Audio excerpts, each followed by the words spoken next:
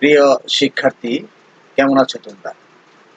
আশা করি সবাই ভালো আছো, বাড়িতেই আছো, নিরাপদে আছো। আমিও ভালো আছি ইনশাল্লাহ।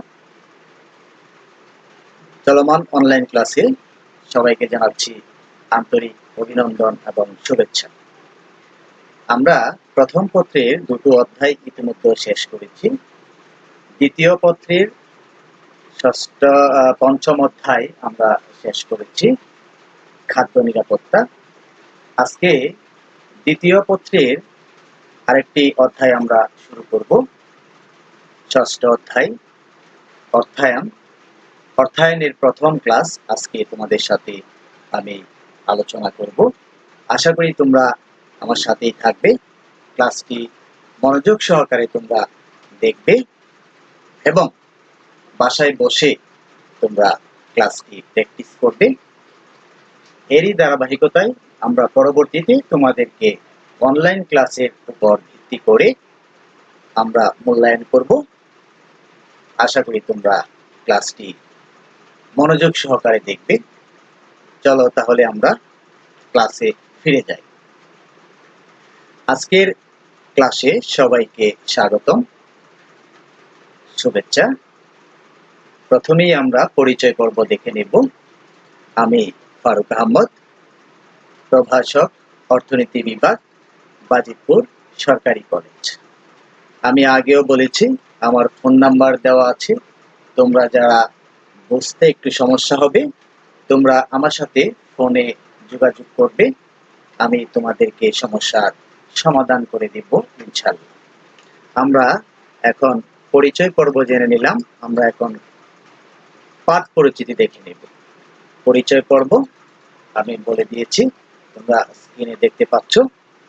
আমার পরিচয় দেওয়া আছে, ফোন নাম্বারও দেওয়া আছে। এখন আমরা চলে যাব পাঠ পরিচিতিতে। আমি আগেই বলে দিয়েছি পাঠ পরিচিতি। আজকে তোমাদেরকে পড়াবো অর্থনীতি দ্বিতীয় পত্রের ষষ্ঠ অধ্যায় অর্থায়নের উপর প্রথম ক্লাস, শ্রেণী একাদশ দ্বাদশ। তোমরা সকলেই ক্লাসটিতে অংশগ্রহণ করবে। এখন আমরা কিছু ছবি দেখব। কিছু ছবি তোমরা খেয়াল করো, ছবিগুলো দেখো, দেখি তোমরা ছবি দেখে কি বুঝতে পারো। এই যে প্রথমে একটা ছবি তোমরা দেখতে পাচ্ছ, ছবিটা খেয়াল করো, তোমরা ভালো করে খেয়াল করো। এটা কিসের ছবি? অর্থ। দ্বিতীয় ছবিটা তোমরা দেখতে পাচ্ছ কি? অর্থের ছবি। আরেকটি ছবি আমরা দেখব, এটাও অর্থের ছবি। এখানে রুপি, ইন্ডিয়ান রুপি। প্রথমটা হচ্ছে ডলার, দ্বিতীয়টাও ডলারের ছবি আমরা দেখতে পাচ্ছি। তৃতীয়টা, চতুর্থটা আমরা দেখতে পাচ্ছি, এটাও টাকা। অর্থাৎ সবগুলোই হচ্ছে অর্থ। আমরা এতে কি বুঝতে পেরেছি? নিশ্চয়ই আজকে প্রথমে আমি বলে দিয়েছি, তোমরা এতক্ষণে বুঝে গিয়েছো যে আজকের ক্লাসের বিষয়বস্তু হচ্ছে অর্থায়ন। আমরা অর্থায়ন নিয়ে আজকে আলোচনা করব। আমরা দেখে নিই। এই আজকের আলোচনার বিষয় হচ্ছে অর্থায়ন। অর্থায়ন সম্পর্কে আমরা যে বিষয়গুলো জানবো, আজকের পাঠের যে শিকনফল, সেই শিকনফলগুলো এখন আমরা স্ক্রিনে দেখে নেব।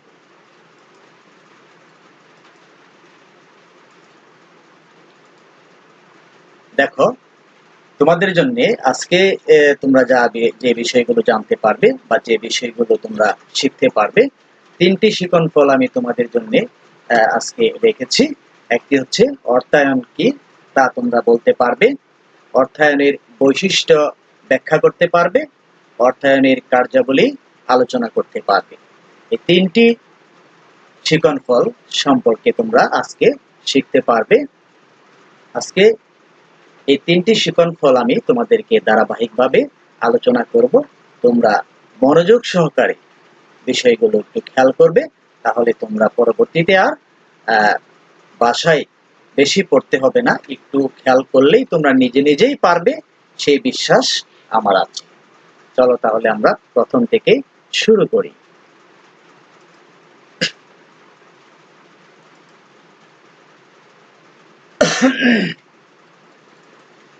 প্রথমেই আমরা জানব অর্থায়নের সংজ্ঞা। অর্থায়ন বলতে আমরা কাকে বুঝি? অর্থায়ন হচ্ছে ইংরেজি ফিন্যান্স থেকে অর্থায়ন শব্দটির উৎপত্তি। ফিন্যান্স শব্দটি মূলত ল্যাটিন শব্দ ফিনিশ থেকে এসেছে। ফিনিশ মানেই হচ্ছে অর্থের যোগান বা অর্থ সংগ্রহ করা। আশা করি তোমরা বিষয়টি বুঝতে পেরেছো। আমি আবারও বলি, ইংরেজি ফিন্যান্স শব্দটি থেকে বাংলা প্রতিশব্দ অর্থায়ন শব্দের উৎপত্তি। আর ফিন্যান্স শব্দটি এসেছে ল্যাটিন শব্দ ফিনিশ থেকে। ফিনিশ মানে হচ্ছে অর্থ সংগ্রহ বা অর্থের যোগান। সেই হিসাবে আমরা অর্থায়নের সংজ্ঞাটা আমরা বলতে পারি, দেখো, সাধারণত অর্থায়ন বলতে অর্থ সংগ্রহ করাকে বোঝানো হয়। আমরা বুঝে নিয়েছি অর্থায়ন বলতে আমরা কি বুঝি বা অর্থায়ন কাকে বলে। অর্থায়ন বলতে বোঝানো হয়, সাধারণত অর্থায়ন বলতে অর্থ সংগ্রহ করাকে বোঝায় অর্থায়ন সাধারণত। এরপরে আমরা বলতে পারি সংকীর্ণ অর্থে যদি আমরা অর্থায়নকে ব্যাখ্যা করি বা সংজ্ঞা হিসাবে বলি, আমরা বলতে পারি আর্থিক প্রতিষ্ঠানের পরিকল্পনা, সম্পদের ব্যবস্থাপনা এবং তহবিল সংগ্রহ করাকে অর্থায়ন বলা হয়। আমি আবারও বলছি, সংকীর্ণ অর্থে যদি বলি, অর্থায়ন হচ্ছে আর্থিক প্রতিষ্ঠানের পরিকল্পনা, সম্পদের সুষ্ঠু ব্যবহার এবং তহবিল সংগ্রহ করাকে অর্থায়ন বলা হয়ে থাকে। এরপরে আমরা জানব ব্যাপক অর্থে যদি আমরা বলে থাকি যে অর্থায়ন কাকে বলে, তখন আমরা বলতে পারি অর্থ সংগ্রহ ও সংগৃহীত অর্থের সুষ্ঠু ব্যবস্থাপনা সংক্রান্ত যাবতীয় কার্যাবলীকে অর্থায়ন বলা হয়ে থাকে।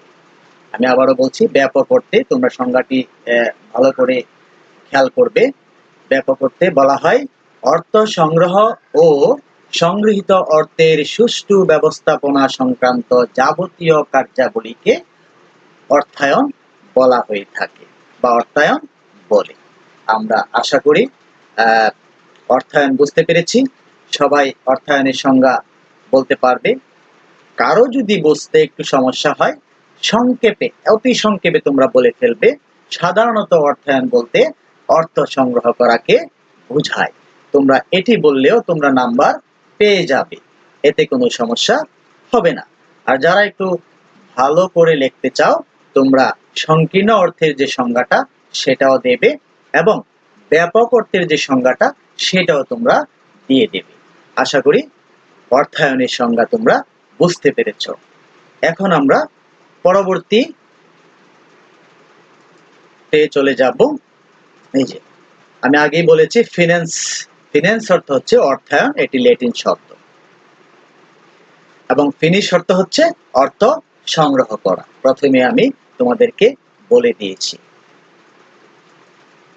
এখন আমরা চলে যাব একজন এনসাইক্লোপিডিয়া ব্রিটানিকা এর মতে, একটি সংজ্ঞা এনসাইক্লোপিডিয়া ব্রিটানিকা এর মতে আমরা বলতে পারি অর্থায়ন বলতে অর্থ পরিশোধের উপায়কে বোঝায়। সহজ আরেকটি কথা, এনসাইক্লোপিডিয়া ব্রিটানিকা এর মতে অর্থায়ন বলতে অর্থ পরিশোধের উপায়কে বুঝিয়ে থাকে বা বোঝানো হয়। এরপর আমরা যাব ইডব্লিউ ওয়াকার বলেন, একজন অর্থনীতিবিদ। ইডব্লিউ ওয়াকার এর মতে কোনো ব্যবসা প্রতিষ্ঠানের আর্থিক পরিকল্পনা, অর্থ সংগ্রহ, সমন্বয় সাধন, নিয়ন্ত্রণ এবং তাদের প্রয়োগ সংক্রান্ত কার্যাবলীকে অর্থায়ন বলা হয়ে থাকে। তোমরা ইডব্লিউ ওয়াকারের সংজ্ঞাটি আবার ভালো করে তোমরা বুঝে নাও। কোনো ব্যবসা প্রতিষ্ঠানের আর্থিক পরিকল্পনা, সমন্বয় সাধন, নিয়ন্ত্রণ এবং তাদের প্রয়োগ সংক্রান্ত কার্যাবলীকে অর্থায়ন বলে থাকে। আশা করি তোমরা অর্থায়নের বিভিন্ন ভাবে সংজ্ঞা আমি দিয়েছি, তোমরা যে কোনো একটি বা দুটি সংজ্ঞা তোমরা খাতায় লিখে দেবে। এখন আমরা চলে যাব অর্থায়নের বৈশিষ্ট্য। দ্বিতীয় যে শিকনফলটি আমরা নিয়েছি অর্থায়নের বৈশিষ্ট্য ব্যাখ্যা করতে পারবে। এখন আমরা দ্বিতীয় শিকনফলটি ব্যাখ্যা করব। অর্থায়নের কি কি বৈশিষ্ট্য আমরা লক্ষ্য করতে পারি। প্রাথমিকটা হচ্ছে বা প্রথম বৈশিষ্ট্য হচ্ছে আর্থিক কার্যক্রম, দ্বিতীয়টি হচ্ছে আর্থিক পরিকল্পনা, 3 নাম্বার হচ্ছে উৎস শনাক্তকরণ, 4 নাম্বার তোমরা খেয়াল করো বিনিয়োগ, 5 নাম্বার লভ্যাংশ বন্টন, 6 নাম্বার অর্থায়ন ও অন্যান্য বিষয়। তোমরা অর্থায়নের বৈশিষ্ট্য তোমরা পয়েন্ট আকারে খাতায় লিখে রাখো। পরবর্তীতে তোমরা পয়েন্টগুলো মনে থাকলেই তোমরা অর্থায়নের বৈশিষ্ট্যের ব্যাখ্যা তোমরা সহজেই দিতে পারবে। আমি আশা করি তোমরা পয়েন্টগুলো টুকে রাখো এবং মাথায় শুধু পয়েন্টগুলো রাখলেই তুমি বৈশিষ্ট্যগুলো ব্যাখ্যা করতে পারবে। আরেকটি বৈশিষ্ট্য হচ্ছে অর্থের সময় মূল্য বিবেচনা। এই যে আমরা বৈশিষ্ট্যগুলো খেয়াল করলাম, সেই প্রত্যেকটি বৈশিষ্ট্যের মিনিমাম 2টা লাইন বা 3টা লাইন ব্যাখ্যা তুমি করবে, তাহলে তোমার পুরো ব্যাখ্যাটা হয়ে যাবে। তোমরা এখানে যে প্রয়োগমূলক যে কোশ্চেনটা আসবে, সেখানে 12 থেকে 15 লাইনের মধ্যে তোমরা আনসারটা দিতে চেষ্টা করবে। সেই হিসাবে 7টা পয়েন্ট দিলে 2টো করে লাইন দিলেই তোমাদের আনসারটা হয়ে যাবে। আমি আশা করি তোমরা এটিও পারবে। এখন আমরা ব্যাখ্যাতে চলে যাব। আর্থিক কার্যক্রম। আর্থিক কার্যক্রম বলতে আমরা কি বুঝি? আর্থিক কার্যক্রম হচ্ছে অর্থায়ন হচ্ছে অর্থ সংক্রান্ত সকল কার্যক্রমের সমষ্টি। অর্থাৎ আর্থিক কার্যক্রম মানে আমরা বুঝি অর্থায়ন হচ্ছে অর্থ সংক্রান্ত সকল কার্যক্রমের সমষ্টি। তাই অর্থায়নের প্রথম বৈশিষ্ট্য হচ্ছে অর্থের সাথে সংশ্লিষ্ট অবশ্যই হতে হবে। আর্থিক পরিকল্পনা, অর্থ সংক্রান্ত সকল কাজের পূর্বে এর পরিকল্পনা প্রয়োজন হয় বা করতে হয়। তাই অর্থায়ন পরিকল্পনার সাথে সম্পৃক্ত, কারণ পরিকল্পনা ছাড়া কোনো কিছুই করা সম্ভব না। এখন আমরা দেখব উৎস শনাক্তকরণ, অর্থাৎ অর্থের উৎস শনাক্তকরণ অর্থায়নের সাথে সম্পৃক্ত। কোন উৎস হতে অর্থ সংগ্রহ করা হলে মূলধন কম খরচ হবে তা স্থির করতে হয়। এই জন্যই উৎস শনাক্তকরণটাও একটি অর্থায়নের গুরুত্বপূর্ণ বৈশিষ্ট্য। বিনিয়োগ, লাভজনক কাজে বিনিয়োগের জন্য কৌশল অবলম্বন করা অর্থায়নের আলোচ্য বিষয়। অর্থাৎ কোন কোন খাতে বিনিয়োগ করলে লাভ হবে সেই কৌশলটা অবলম্বন করা অর্থায়নের আলোচ্যপূর্ণ অর্থাৎ গুরুত্বপূর্ণ একটি বিষয়। তাই অর্থায়ন বিনিয়োগের সাথে ওতপ্রোতভাবে জড়িত থাকে। এখন আমরা দেখব লভ্যাংশ বন্টন, অর্থাৎ যে কোনো ব্যবসায়ের লভ্যাংশ বন্টন করা অর্থায়নের সাথে জড়িত। তাই এতে বিভিন্ন পলিসি প্রয়োগ করা হয়ে থাকে। অর্থাৎ ব্যবসার যে লাভ হয় লভ্যাংশ, এই লভ্যাংশ বন্টন করাটা অর্থায়নের সাথে অঙ্গাঙ্গিভাবে জড়িত থাকে। অর্থায়ন ও অন্যান্য বিষয়, অর্থায়ন বিষয়টি অন্যান্য বিষয়ের সাথে অঙ্গাঙ্গিভাবে জড়িত থাকে। যেমন অন্যান্য বিষয় বলতে আমরা বুঝি হিসাব বিজ্ঞান, বিপণন এবং ব্যবস্থাপনার সাথে জড়িত থাকে। তাই এই যে আমরা পয়েন্টগুলো দেখলাম সবগুলোই হচ্ছে অর্থায়নের বৈশিষ্ট্য। আশা করি তোমরা অর্থায়নের এই যে গুরুত্বপূর্ণ বৈশিষ্ট্যগুলো তোমরা পয়েন্ট আকারে মনে রাখলেই তোমরা 2 লাইন করে বা 3 লাইন করে তোমরা খাতায় লিখতে পারবে। আশা করি তোমরা অর্থায়নের বৈশিষ্ট্য বুঝতে পেরেছ। আরেকটি বৈশিষ্ট্য হচ্ছে অর্থের সময় মূল্য বিবেচনা করা। অর্থায়নের অর্থের সময় মূল্য বিবেচনার মাধ্যমে বর্তমান মূল্য নির্ধারণ করা হয়ে থাকে। এই যে আমরা বৈশিষ্ট্যগুলো পড়েছি, আশা করি তোমরা বাসায় বসে সেগুলো দেখবে এবং খাতায় লিখবে। তাহলে তোমরা দেখবে 1-2 বার লিখলেই তোমরা পরবর্তীতে আর বিষয়টি বুঝতে বা লিখতে সমস্যা হবে না। এখন আমরা দেখব অর্থায়নের কার্যাবলী।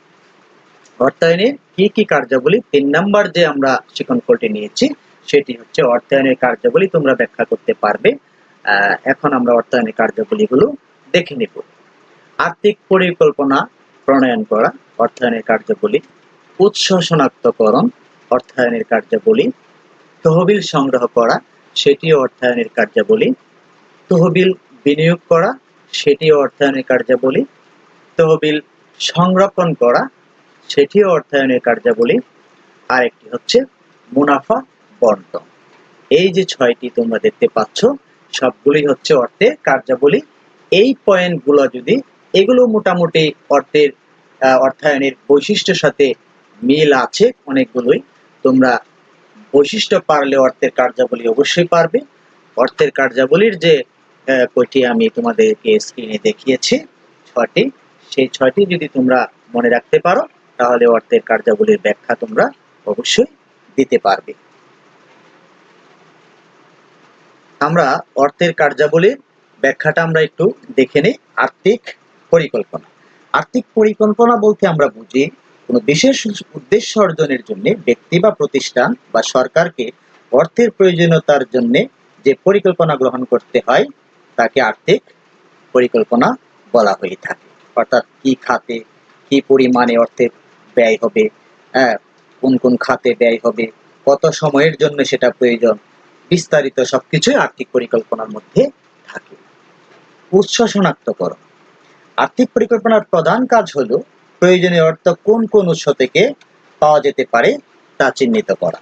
যেমন কোনো ব্যক্তি হতে পারে, বন্ধু বান্ধব হতে পারে, আত্মীয় স্বজন হতে পারে, হ্যাঁ, এই সবগুলো থেকে অর্থাৎ কোনো আর্থিক প্রতিষ্ঠান থেকে বা অন্য কোনো বাহ্যিক উৎস থেকেও সংগ্রহ করা যেতে পারে।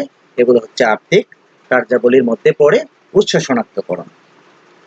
তহবিল সংগ্রহ করা, অর্থাৎ অর্থের প্রথম ও প্রধান কাজ হচ্ছে প্রয়োজন অনুযায়ী সম্ভাব্য কোনো উৎস হতে তহবিল সংগ্রহ করা ও মূলধন সংগ্রহ করা। কোন কোন খাত হতে তহবিল সংগ্রহ করা হবে, কোথায় থেকে পাওয়া যাবে তা নির্দিষ্ট করার পর তা থেকে অর্থ সংগ্রহ করার জন্য বাস্তব পদক্ষেপ গ্রহণ করতে হবে। এটি হচ্ছে তহবিল সংগ্রহ করা। তহবিল বিনিয়োগ করা, অর্থাৎ বিনিয়োগ প্রকল্পসমূহের খরচ ও আয় বিশ্লেষণ করতে হয়। বিনিয়োগ করার জন্য কি করতে হয়? প্রকল্পসমূহের খরচ এবং আয় বিশ্লেষণ করতে হয়। যেসব প্রকল্পের আয় ব্যয় অপেক্ষা বেশি এবং প্রকল্পগুলো হতে সর্বাধিক মুনাফা প্রদানকারী প্রকল্প বেছে নিয়ে সেখানে বিনিয়োগ করা। অর্থাৎ যেই প্রকল্পে মুনাফার পরিমাণ বেশি হবে, যেই প্রকল্প হতে লাভের পরিমাণ বেশি হবে, সেই প্রকল্পে বিনিয়োগ, তহবিল বিনিয়োগ করা সেটি অর্থায়নের কার্যাবলীর মধ্যে পড়ে। এরপরে হচ্ছে তহবিল সংরক্ষণ, অর্থাৎ বিনিয়োগকৃত মূলধন বা তহবিল যাতে কোনোভাবেই নষ্ট না হয়, কোনোভাবেই যেন ক্ষতিগ্রস্ত না হয়, সে বিষয়ে অর্থায়নের ভূমিকা থাকবে বা থাকে।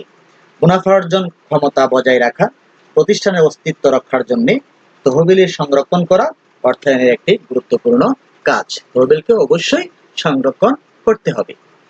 তারপর হচ্ছে মুনাফা বন্টন, অর্থাৎ প্রকল্প থেকে যে কোনো প্রকল্প থেকে অর্জিত মুনাফার কত অংশ ব্যবসায়ে পুনঃবিনিয়োগের জন্য রেখে দেওয়া হবে, কত অংশ মালিক বা শেয়ার হোল্ডাররা পাবে। মুনাফা বন্টনটা সাধারণত শেয়ার হোল্ডাররা কত অংশ পাবে, আবার পুনরায় বিনিয়োগের জন্য কত পার্সেন্ট রেখে দেওয়া হবে, এই সবগুলোই বন্টন করা হবে। সে ব্যাপারে সঠিক সিদ্ধান্ত গ্রহণ এবং বাস্তবায়ন করা সেটি অর্থায়নের কার্যাবলীর মধ্যে পড়ে। আমরা অর্থায়নের কার্যাবলী জেনে নিয়েছি, বুঝতে পেরেছি। এখন আশা করি আমি তোমরা সকলেই অর্থায়নের কার্যাবলী ব্যাখ্যা করতে পারবে। এখন আমরা চলে যাব, একটু দেখে নেই শ্রেণী বিভাগ। আমরা শ্রেণী বিভাগটা একটু দেখে নেই। অর্থায়নের শ্রেণী বিভাগ। প্রাথমিকভাবে অর্থায়নের যে শ্রেণী বিভাগ, মালিকানার ভিত্তিতে অর্থায়নের শ্রেণী বিভাগ দুই ধরনের। একটা হচ্ছে, দেখো তোমরা স্ক্রিনে দেখতে পাচ্ছ, সরকারি অর্থায়ন, আরেকটি হচ্ছে বেসরকারি অর্থায়ন। তোমরা দেখো, খেয়াল করো, অর্থায়নের শ্রেণী বিভাগ প্রাথমিকভাবে মালিকানার ভিত্তিতে যদি আমরা অর্থায়নকে শ্রেণী বিভাগ করি তাহলে প্রথমে আমরা বলতে পারি একটা হচ্ছে সরকারি অর্থায়ন, আরেকটা হচ্ছে বেসরকারি অর্থায়ন। এই দুটো ভাগে মালিকানার ভিত্তিতে অর্থায়নকে শ্রেণীবিন্যাস করা হয়েছে, আমরা স্ক্রিনে দেখতে পাচ্ছি। এরপরে বেসরকারি যে অর্থায়ন, বেসরকারি অর্থায়নকে আবার ভাগ করা হয়েছে ব্যক্তিগত অর্থায়ন এবং ব্যবসায়ী অর্থায়ন। বেসরকারি অর্থায়নকে দুই ভাগে ভাগ করা হয়েছে, ব্যক্তিগত অর্থায়ন এবং ব্যবসায়ী অর্থায়ন। এই ব্যবসায়ী অর্থায়নকে আবার ভাগ করা হয়েছে 3 ভাগে। খেয়াল করো তোমরা, বেসরকারি অর্থায়নকে ভাগ করা হয়েছে ব্যক্তিগত অর্থায়ন এবং ব্যবসায় অর্থায়ন। ব্যবসায় অর্থায়নকে আবার ভাগ করা হয়েছে 3 ভাগে। একটি হচ্ছে ব্যক্তিগত ব্যবসায়, সরকারি ব্যবসায়, আর একটা হচ্ছে স্বায়ত্তশাসিত অর্থায়ন। এই 3 ভাগে ব্যবসায় অর্থায়নকে ভাগ করা হয়েছে। আমরা অর্থায়নের শ্রেণী বিভাগটাও জেনে নিয়েছি, যদিও এটা আমরা শিখন ফলে রাখিনি, তবুও আমি তোমাদেরকে শ্রেণী বিভাগটা দেখিয়ে দিলাম। মালিকানার ভিত্তিতে শ্রেণী বিভাগ 2 প্রকার, সরকারি অর্থায়ন আর একটা হচ্ছে বেসরকারি অর্থায়ন। এই বেসরকারি অর্থায়নটা আবার 2 ধরনের, একটি হচ্ছে ব্যক্তিগত অর্থায়ন আর একটি হচ্ছে ব্যবসায় অর্থায়ন। এই যে ব্যবসায় অর্থায়নটা সেটি আবার 3 ধরনের, একটা হচ্ছে ব্যক্তিগত ব্যবসায়, সরকারি ব্যবসায় আর একটা হচ্ছে স্বায়ত্তশাসিত অর্থায়ন। এই 3 ধরনের আমরা শ্রেণী বিভাগ জেনে নিয়েছি।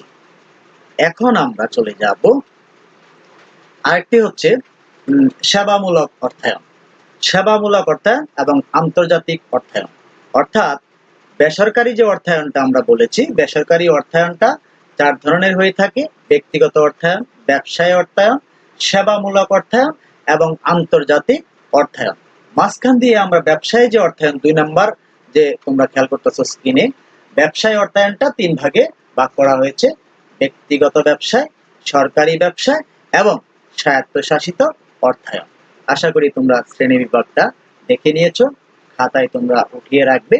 পরবর্তীতে আমরা সেখান থেকে প্রশ্ন করব, আশা করি তোমরা প্রশ্নের উত্তর দিতে পারবে। এখন আমরা তোমাদেরকে দলীয় কাজ দেব না, একক কাজই দেব। যেহেতু তোমরা এখন কলেজে আসতে পারতেছো না, শ্রেণীকক্ষে বসতে পারছো না, বাসায় বসে তোমরা কাজগুলো করবে একক কাজ হিসাবে। তোমরা বাসাকে শ্রেণীকক্ষ হিসাবে মনে করবে আমি কলেজেই আছি, বাসায় নেই। বাসাকে কলেজ বানিয়ে তুমি কাজগুলো করবে, অর্থায়নের কার্যাবলী ব্যাখ্যা করবে এবং অর্থায়নের শ্রেণী বিভাগ করবে। এই কাজগুলো তোমরা বাসায় বসে আজকের কাজটা আজকেই তোমরা শেষ করে ফেলবে। আমি আশা করি তোমরা বাসায় কাজ ফেলে রাখবে না। এখন আমরা মূল্যায়ন করব। আমি তোমাদেরকে 2-1টা প্রশ্ন করতে চাই, ছোট ছোট প্রশ্ন। মালিকানার ভিত্তিতে অর্থায়ন কয় প্রকার? একটু আগেই আমি তোমাদেরকে বলেছি মালিকানার ভিত্তিতে অর্থায়ন কয় প্রকার।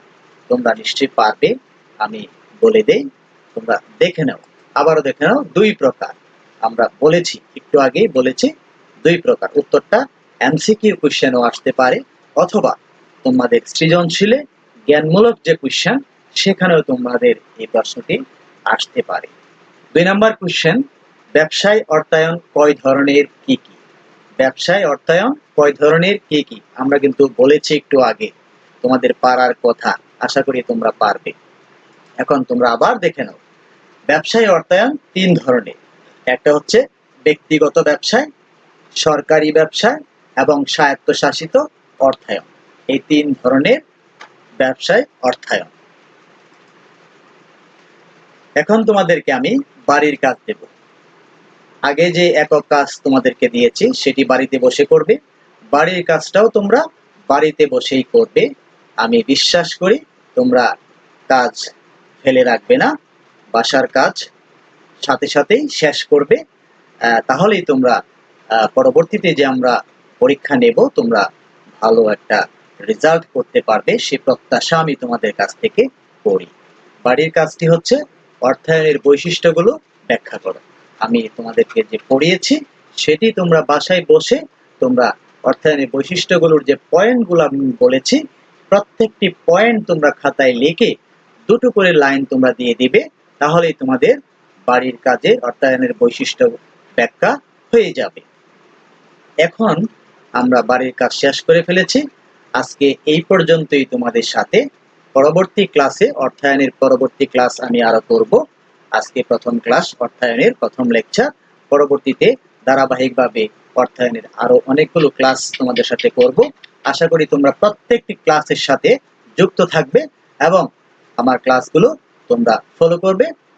এই পর্যন্তই। আজকে সকলকে ধন্যবাদ জানিয়ে এখানেই আমি শেষ করছি। আল্লাহ হাফেজ। সবাই ভালো থেকো, বাড়িতেই থেকো, নিরাপদে থেকো এবং সরকারি আদেশ সকলেই মেনে চলবে।